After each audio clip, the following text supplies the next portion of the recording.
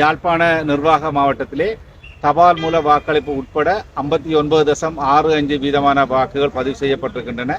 அதேவேளை கிளிநொச்சி நிர்வாக மாவட்டத்திலே 62.05% வாக்குகள் தபால் மூல வாக்குகள் உட்பட பதிவு செய்யப்பட்டிருக்கின்றன.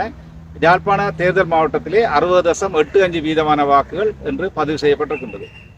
தற்போது யாழ்ப்பாணம் மத்திய கல்லூரியை நோக்கி வாக்குப்பட்டிகள் வந்த வண்ணம் உள்ளன.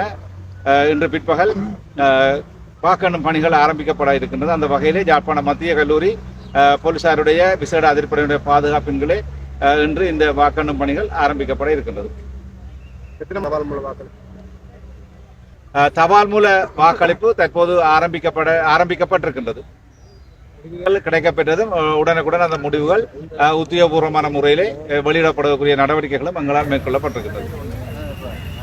யாழ்ப்பாண மாவட்டத்தை பொறுத்தவரையிலே எந்த விதமான அசம்பாவித சம்பவங்களும் ஏற்படவில்லை. இருந்தாலும் ஒரு போலீஸ் உத்தியோகத்தர் சோயினம் காரணமாக மரணமடைந்திருக்கின்றார். அவருக்கு எங்களுடைய இந்த தேர்தல் கடமை சார்பாக எங்களுடைய ஆழ்ந்த அனுதாபங்களை அவர்களுக்கு நாங்கள் இந்த சந்தர்ப்பத்திலே தெரிவித்துக் கொள்கின்றோம்.